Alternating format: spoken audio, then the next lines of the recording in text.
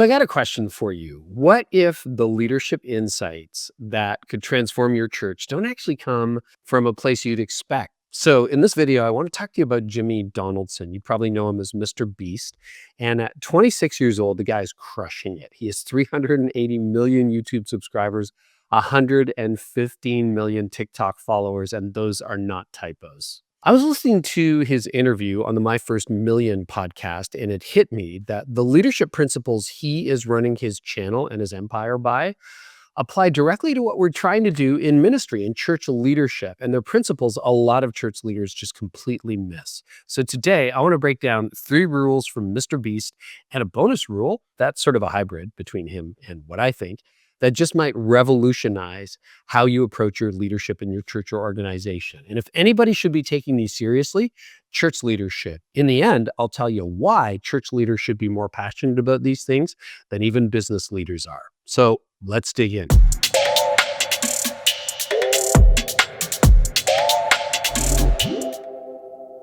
Rule number 1, burn the boats. So MrBeast talks about his mom wanting him to go to college, and he kind of faked it, pretended he was going to college and didn't go. And instead, he went all in on video, in to the point where, at first his videos had no views or 5 views or 10 views. And he did this for a long time. Like MrBeast didn't just, create a video and all of a sudden, a million people follow him. It didn't work that way.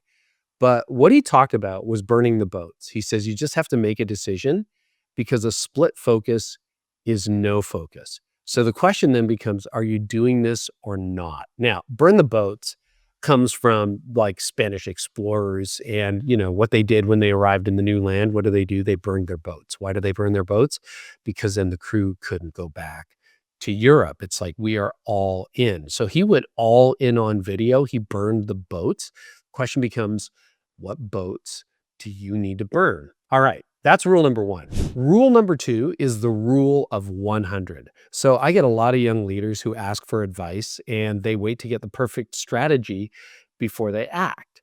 So MrBeast has some really cool advice. He says, make 100 videos, and in every video, try to make one thing better. And after you've done that, then go and ask a mentor for advice. Then, in other words, don't just sit there going, I'm doing research, I'm in my research phase. He's like, do it 100 times. If those videos get no views, every time you're trying to make one thing better. And then after you've done it, come and ask for advice. So a couple of reasons why I think this makes sense. First of all, mentors love people who take action, and action creates traction. I have friends and mentors in my life, and when they tell me to do something, I want to go on the next call and say, it's done. I don't want to say, well, I didn't get around to it, or I'm still thinking, or I'm still researching.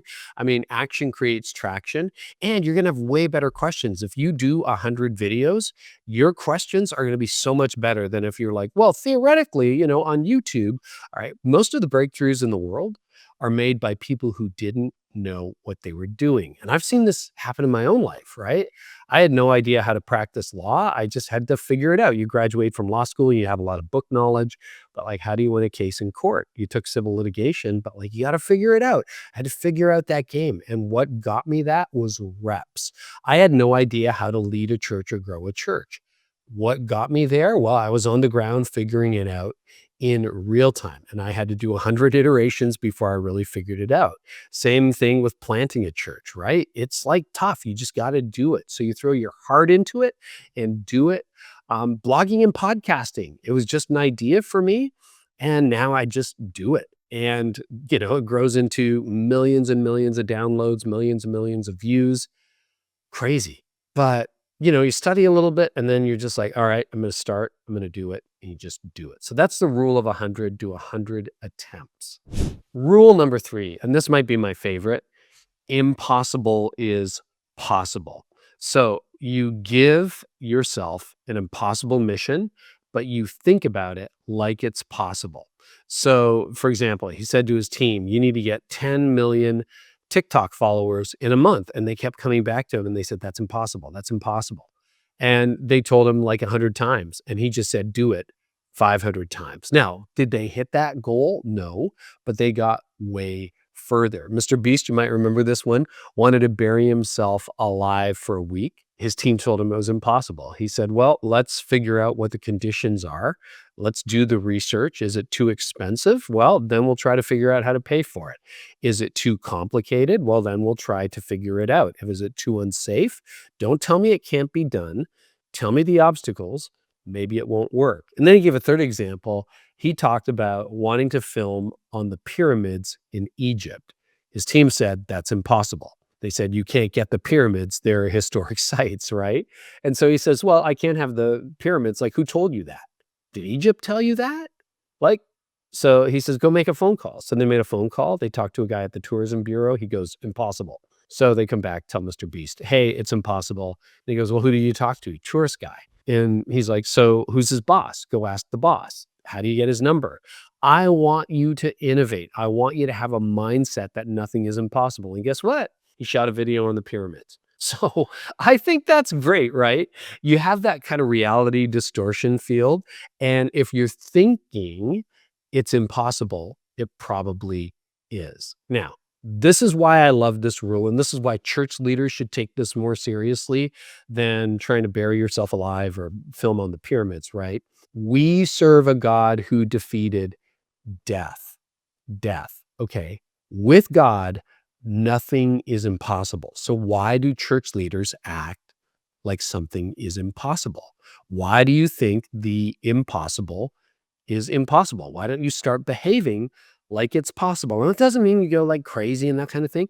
But, you know, when I think about guests for my podcast, there were some impossible guests. When I started my podcast, it's like, there is no way I'm going to get Malcolm Gladwell. There is no way I'm going to get Jim Collins. There is no way I'm going to get this list of people. Guess what? We got them because you got to act like impossible is actually possible.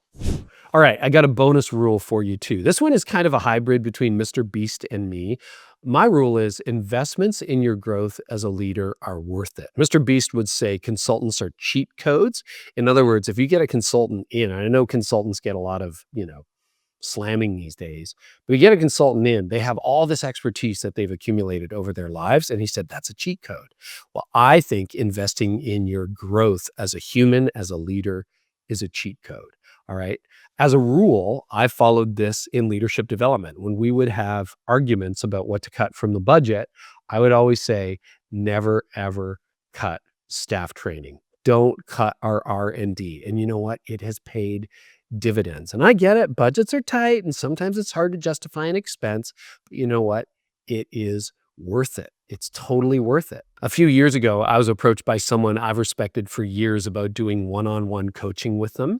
And then he gave me his fee and I gasped. It was more than I had paid for anything I'd ever invested in myself. It was a huge investment, but after thinking and praying about it, I did a 6-month coaching program and it was a game changer. So look, what do you need to invest in your leadership? Maybe it's a book, $30, okay? That's great.